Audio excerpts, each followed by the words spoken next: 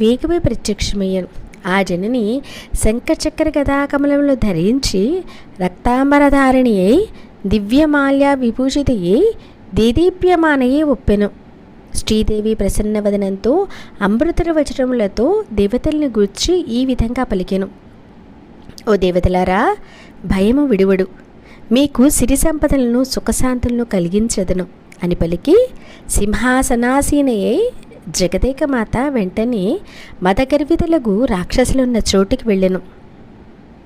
ప్రహ్లాదుడు మొదలగు వారు ఆ దేవిని చూసి ఒకరి ముఖం ఒకరు చూసుకొని ఇప్పుడేమి చేయుదమో అని చింతించిరి. ఈ దేవత చండిక దేవతలను రక్షించుటకే ఈమెటొచ్చినది. పూర్వము చండముండాసురులను ఈమెయే సంహరించింది.